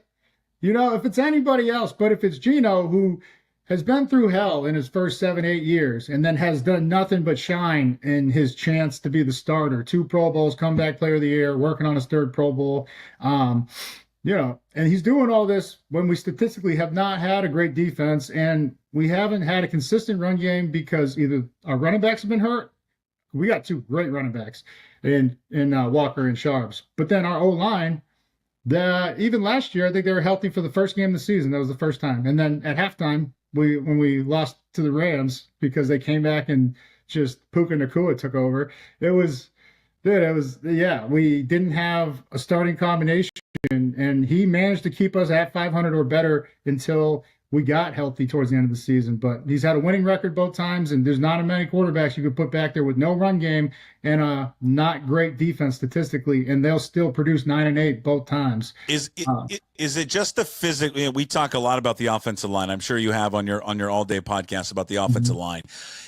Is it talent, nastiness? What is it that it's lacking? Because it hasn't been good for a long period of time. Because I just feel this has been a talking point about their offensive line for 10 years. Yeah, we're good. We're just never healthy. And if you're never healthy, you can't develop that chemistry that, a true O-line needs. And so I remember when I got here, we had the greatest O-line. And like the craziest, scariest part was you would walk up to that line and they didn't have to talk, run or pass. Other than Robbie Tobick, hey, 5-1's the mic, 5-2's the mic. That's all they said. That's how well they worked together, that they knew, okay, under front, the nose is right here. Toback's going to scoop, Gray's going to go straight up. Like where other people are like, hey, combo. They start talking and giving away what they're doing. As a defender, you better pick up to that language and hear like, bring it. Okay. Like, whereas you hear bring it. Yeah. He wants to double this way and then he's going to work up. If I hear that as a linebacker, I'm going straight downhill and peeling that guard. I'm tearing him in half. And like, that's what you should be picking up on. So if you hear that, and like, that's what Chris Gray, Robbie Tobick, Sean Locklear, and then 2 Hall of Famers in Hutch and Walt, they didn't have to talk. It was complete silence. That's how great the understanding is. So the chemistry is everything, but also the style of what we're asking to do. We got some good athletes, and I would love to see them work up. I don't ever see them working up to the second level. Like you see where people are giving us trouble. It's the zone blocking scheme where you're going laterally to give a chip, but then you're going downhill. And this is going to open up 2 to 3 lanes for great running backs like K9 and Sharps. And so right now I don't see anybody opening up a lane consistently, whether they're double teaming or anything. But if we just go man for man, someone's going to mess up on the defensive side. There's going to be one guy that's nosy and he just feels a bunch of space and goes backdoor for the space. And that's when K9's just going to turn on the burners. James Cook, there was 4 runs that he didn't get touched for the first 7 yards. It was the zone blocking scheme. All they did was go straight up, right? And everybody was where they were supposed to be. But when you create levels like a wave, there's 2 different tiers, right? Now you have to, it's like a maze. You have to navigate your way through. Like a guy like me, I love that. I would foot fake and then come back around and I would be untouched. But, you know, you got to do it together. Otherwise you're creased. So it's a chemistry thing and I think they'll figure it out. But yeah, the pass game's great. If we could just get you would think the run game, we're passing to open up the run, which is crazy. And I mean, I think the Niners, they were screens and draws rarely work, right? It worked great against the Niners. It was 40 of our 50 yards rushing on 4 or 5 draws. They were not concerned with the run game at all. That's how little thought they gave to it. They're just running. We're going to run to Geno, and then we'll come back and get the running back if he has it. And it's just like against a fast, unit like the Niners, those plays were, and then the quick screen was killing them. And so, like Grubb, to his credit, he was using that as we came back. How do you? What's the key? What's the key against the Rams on Sunday? Obviously, they're coming back healthy. You got Stafford. You got Nakua's back. You saw the impact that Puka can make on that team, and now you've got that deadly combo of Puka and Cooper Kupp together. How do they try and slow that down Sunday? Man, I am sick and unleashing the hounds on Stafford. He's old. He's a great quarterback, but I'm not saying hurt him, but he's been hampered by injuries over the last few years. But I'm not letting him get comfortable, And anyways, we're gonna have to have 8 in the box to stop the run to start. I mean, yeah, Kupp and Nakua are back, and they got a couple other weapons too. But if we sit back and we try to get cute in disguise, it's going to be a long day because this has got one of the guys like Geno with one of the quickest processors mentally. He gets the ball. Oh, I know at their end. This is where you go with the ball. Like he's got that kind of processor mentally. So just line up and let him know what you're in, but then just bring that funk, man. You better get nasty and just hit everything moving is what my assignment for the defense would be. Like, whether they got the ball or not. Yeah, there he is, guys. I mean, I want you guys to all close your eyes and think about if you were playing guard in the NFL and then you hear Lofa go, I'm going to run straight down and tear that guy in half. Imagine that guy is you. Okay? Just imagine that. Imagine that guy screaming down and tearing your ass in half. I don't want to do it. I don't want to envision it. It would be scary as hell. Lofa Tatupu, you can follow him on Twitter, Lofa Tatupu 51. Catch his podcast, the All Day Podcast that you can find on YouTube, Apple, Spotify, wherever you find your podcast. You've got Savage Brewery. Go check out Savage Brewery, 1937 Cannabis Farm. Go check. I mean, it doesn't matter. This guy's got everything. I'm jealous of you. Lofa, appreciate the time. Thank you. I'll bring you some samples. Oh, well, yes, please. Again, you can catch this up on YouTube. Listen to it later on Apple, Spotify, wherever you find your podcast. And, of course, one-stop shop, always up at pucksports.com. Big thanks to Lofa Tatupu. Again, we caught up with Lofa yesterday to just accommodate his busy schedule. I mean, my God, the guy's busy. I mean, he's got an all-day podcast, a great Seahawks podcast that he's got going on right now. It's up on YouTube. You can, of course, listen to it on all the podcast platforms. We mentioned the Savage Brewery, 1937 Cannabis Farm. There's Jake said, I'll throw Jake back up there. Old Jake Ballingham. Duval, I'm from Duval and can confirm that Lofa's agriculture products are fantastic. Then somebody asked him, where can you get it? Connor asked. The Couchery in Monroe sells it. So go look there for Lofa's products anywhere you can. Someone, you know what?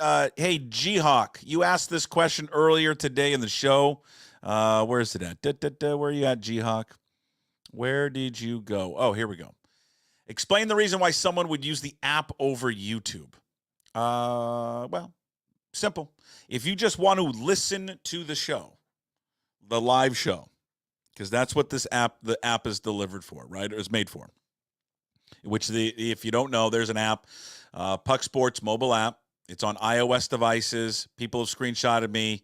Also on Android. It's in the beta testing right now, so those who are sending me shots are just testing it for us that have Android phones. Anyways, so G-Hawk, to answer your question, if you just want to listen to it live and, don't want to watch it, or you're on a walk, you're in your car, you plug it in, to your car to listen, Apple CarPlay, all of that.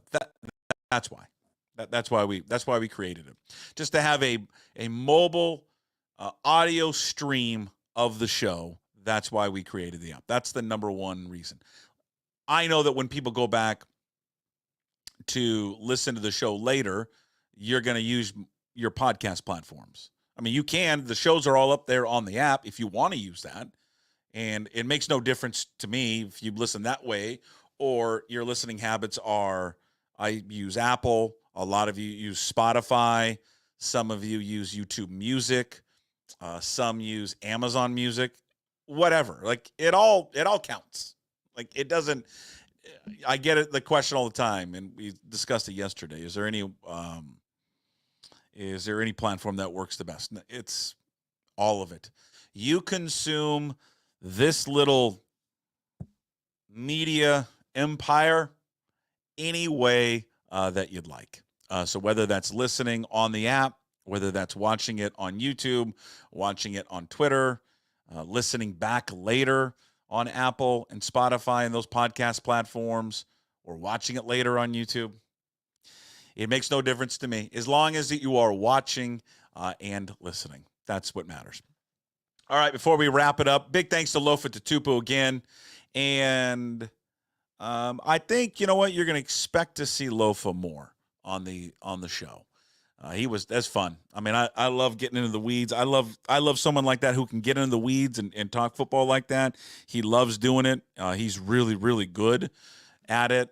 And he's just we want to promote all of his businesses that he's got going on right now. So expect to see a little bit more of him here in the future. Follow Lofa on Twitter at Lofa Tatupu 51. Again, all-day podcast. He does that with Brett Devon.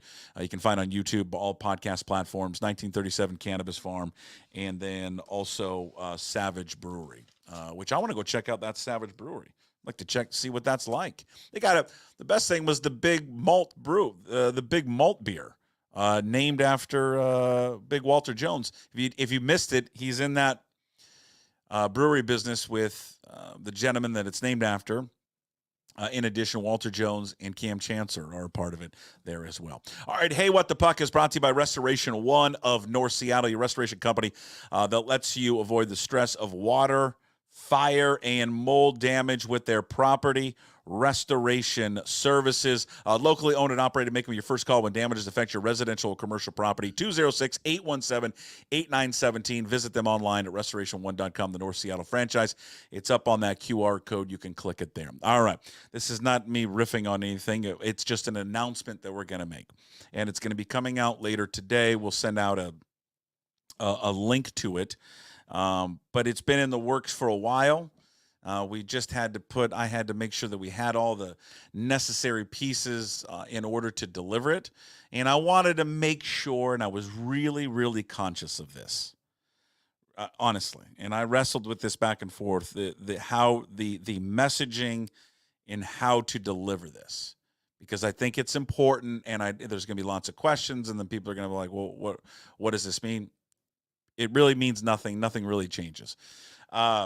God, you think some big announcement's coming? It's not. Later today, I will launch a membership to the show called Puck's Posse. And shout out to my man Dahl. He knows that he came up with that name months ago, that you should set up a membership to your show called Puck's Posse. And so I told him at that moment, I'm taking your idea. So later today, and we'll put it up on the website at pucksports.com.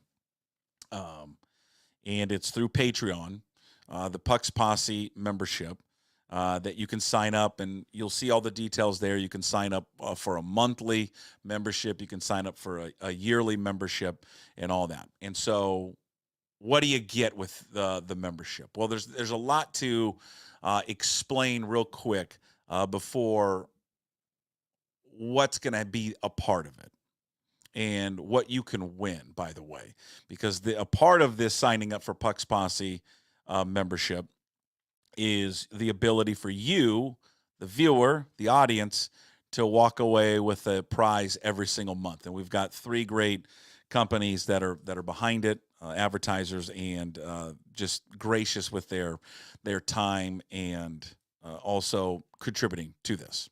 And they've been with us since day one. First and foremost, nothing changes with regular content. I want to make that clear. And I've had some people push back that I trust, push back on me on this, saying that I should put stuff behind a paywall. Nothing, the Daily Puck Drop, all of the regular guests that you hear all the time. I don't have enough time to go through all of them. The regular guests that are on the show every week. Okay, all of them. None of them are going behind a paywall. Neither is the Daily Puck Drop. Okay, and you say, well, what the hell are we signing up for? That's a good point. I will be adding special programming that will start here probably in about a month or so, but we'll really kind of start in the new year. So special programming, like I mentioned it before, and I teased it, a baseball offseason podcast and show that, again, will be one show. It's not like a weekly show, but that will include Ryan Divish and Adam Jude of the Seattle Times. We will recap the season. We will do a deep dive in what this Mariners team needs to do before the 2025 season, winter meetings, all of it. I mean, we're going to get into the weeds with those two guys and really break down where the Mariners are at. So special programming like that. I've got plans for a special show leading up to the NFL draft that will air weekly with a special guest. And when we get closer, we'll announce it when we get closer to the NFL draft. So it's programming in addition to what you're already getting now. So it's in addition to the Daily Puck Drop. It's in addition to, the regular guests like Divish and Garafolo and Danny Kelly and Chris Egan and, on and on and on. The Daily Puck Drop. Again, none of that it will remain free. And I'm going to get to why that's going to remain free here in a second. What I'm really excited for is that starting in January, I'm going to bring back a segment that I was really proud of when I worked in radio. And it just came out of, I don't want to say tragedy, but unforeseen circumstances when COVID hit, right? And this is 4 years ago, right? We're 4 years ago with COVID. And at that time, there's nothing going on. Nothing. There's no sports to talk about. Everybody that worked there thought we were going to get fired. And I'm thinking, I got nothing to talk about. Like, what do we talk about? I mean, we're raising money for restaurants. We're raising awareness for restaurants and businesses. Of course, we raised like $37,000 or $35,000 for the Ronald McDonald House. I mean, but we're doing this every day for 3 hours. And so I said, what if we do, and this is kind of where this whole venture was created, a long-form interview with two people that have a connection in Seattle sports.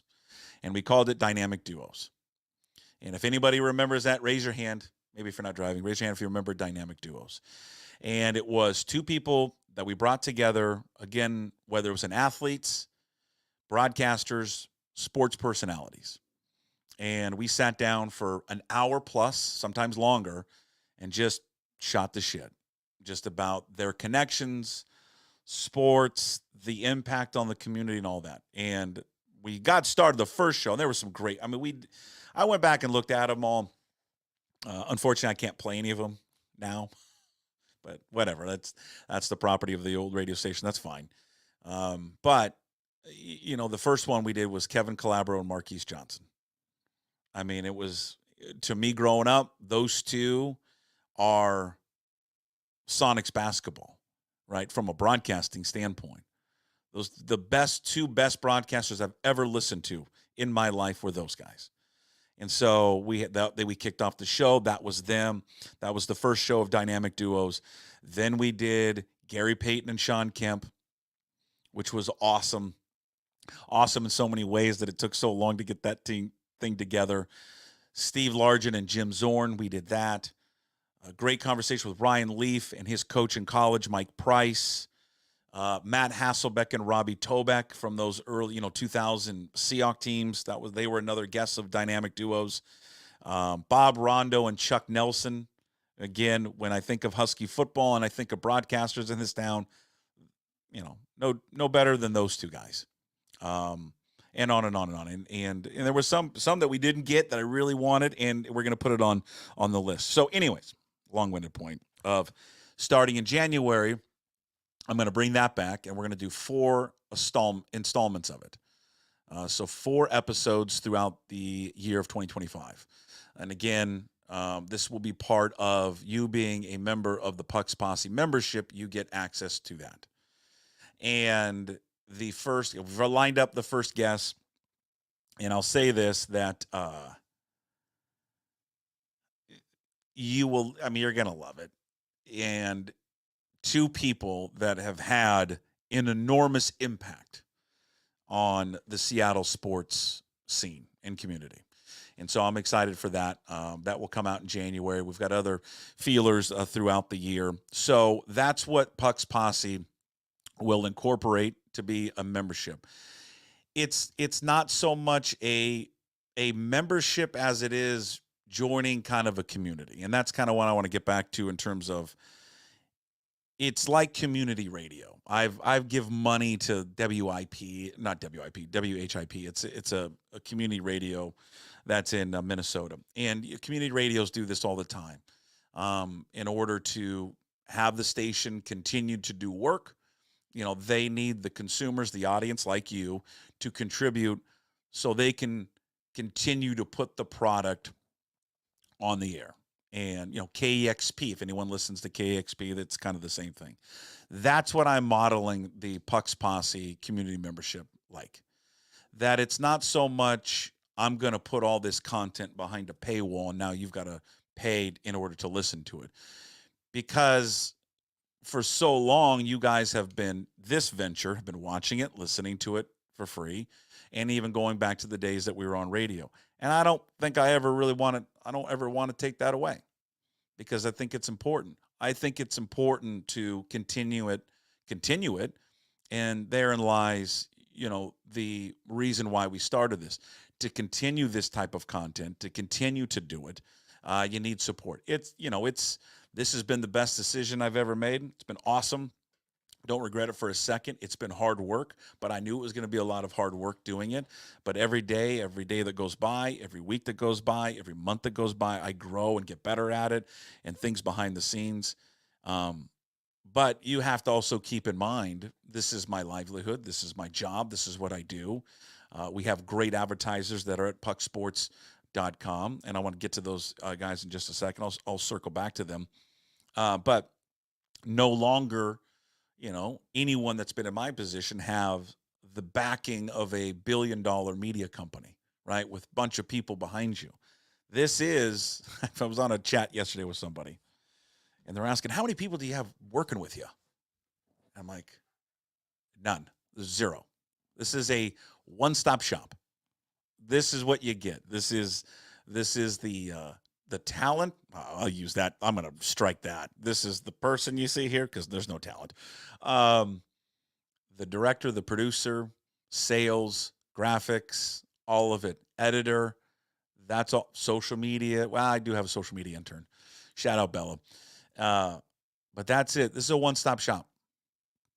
It is. And it takes a lot of time and effort to put this together every single day, to do from the podcast version that we did for months now to a live version that then, my day doesn't end when I get off here at 11:30, 11:45. There's production to it and all that. So, it's your livelihood, and you're not backed by, iHeartMedia.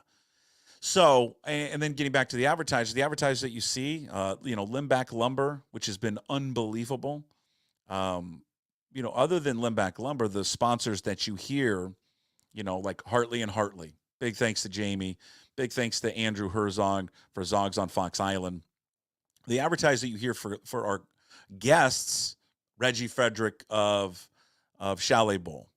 I'm going to go through all of them. Andy Largent at Flat Stick Pub. He's a little different. Though they are handling what we call the hard costs of the guests. And what that means is they are just paying the guests to come on.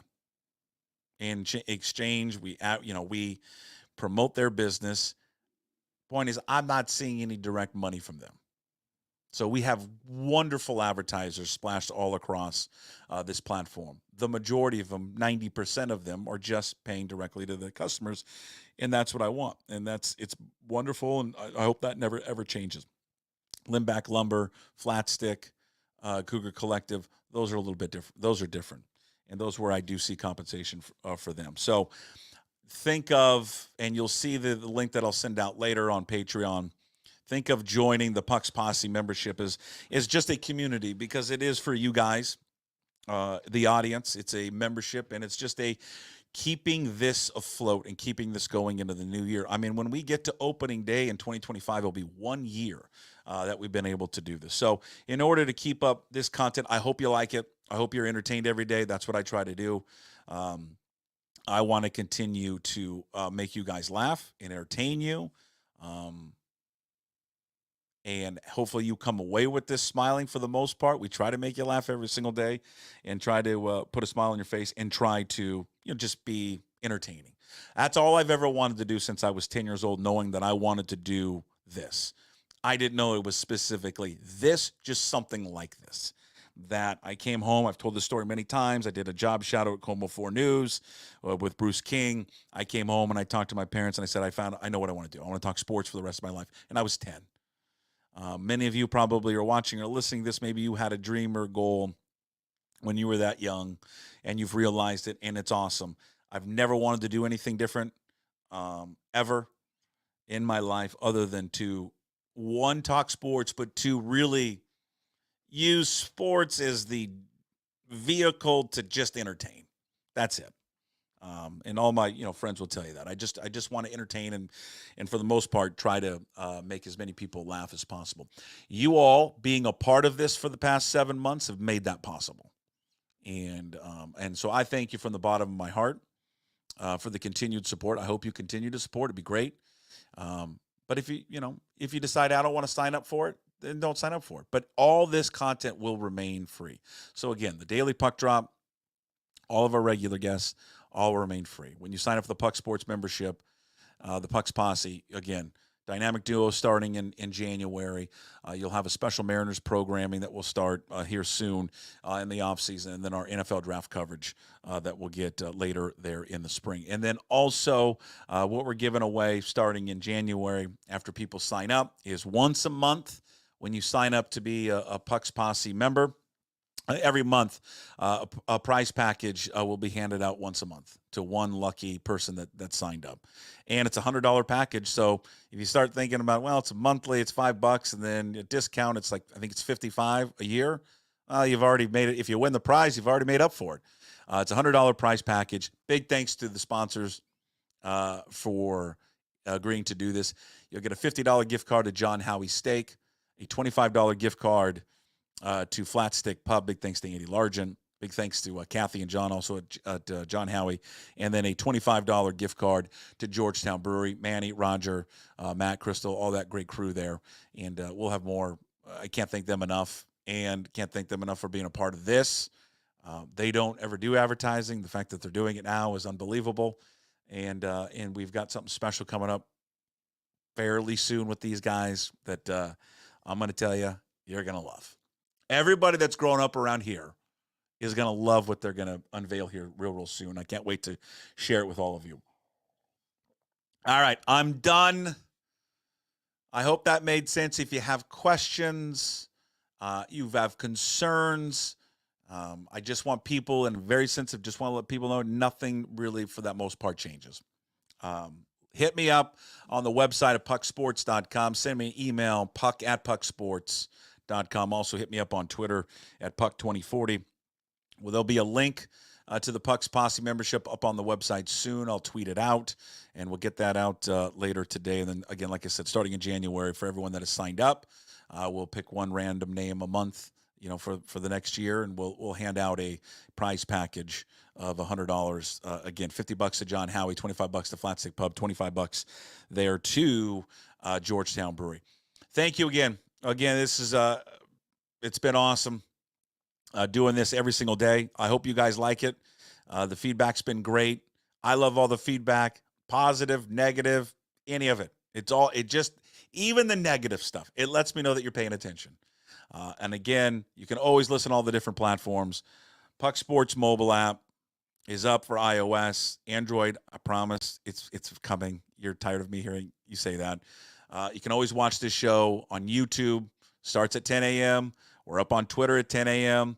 And, of course, all the stuff is podcasted later. This one, because I've gone a little bit longer, probably going to take a little bit longer to put up there today. But you can catch all the episodes again later on YouTube, Puck 2040. And then up on the podcast platforms, Apple, Spotify, wherever you find your podcast. And again, one-stop shop, and it all counts. No one site is better than the other, pucksports.com. That's it for Hey, What the Puck? Again, brought to you by Restoration One in North Seattle.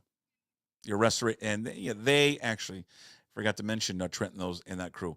They have been great to me and have sponsored this show, and we're on from the get-go. So big thanks to Restoration One. Big thanks to Limback Lumber as well, directly just kind of helping me out here in this the past 7 months. So those guys have been great, and they jumped on board local companies that are doing awesome work and just awesome people. Restoration One in North Seattle, locally owned, operated, avoid the stress of water, fire, mold damage with their restoration services. Give them a call, 206-817-8917. Visit them online at restoration1.com, the North Seattle franchise. It's that little QR code. Click on that one if you're watching it, and it will take you right there. Okay, that was a long version. Okay, appreciate everybody watching, listening, supporting. Go back and in case you missed Lofa Tatupu, he was fabulous today. Also, Mike Garafolo. Go back. If you missed Garafolo, go back and watch Garafolo, where a trick-or-treater knocked on his door at back there. It was 140. Again, you can't do it. What are we doing? 4 o'clock. It doesn't start until 4, people. Stop knocking on doors early. Turn them away if they come before 4 o'clock. We'll see you tomorrow on Friday's show. Jim Moore is back. He's got an announcement. Jesus. Chris Egan is back. Also, speaking of Chris, go to my Instagram page at Puck 2040. And last week's show, we did like 5 minutes on top 5 Halloween candies. And Chris has his top 5, and then his top 5 that he'd like to trade. And then he also has some dumb Halloween charcuterie board for adults. I don't know what he was doing. That's up on Instagram. You can also follow Chris on Instagram too, at Chris Egan 5. So Egan tomorrow, our handicapper Troy wins, and Jim Moore there on a fabulous Friday. Enjoy Halloween. If you still got kids, you can take them out. I'm done taking my kids out. They're done watching the adults walk with them. Enjoy it. It's fun. And when it's over, you're going to miss it. Trust me. We'll see you tomorrow. As always, we promise to be better. Would anybody like to smoke some pot? Yeah. I was born to love you. I was born to lick your face. I was born to rub you. But you were born to rub me first. What do you need my address for? We'd like to send out a mailer. Mother of mercy, I don't speak Japanese!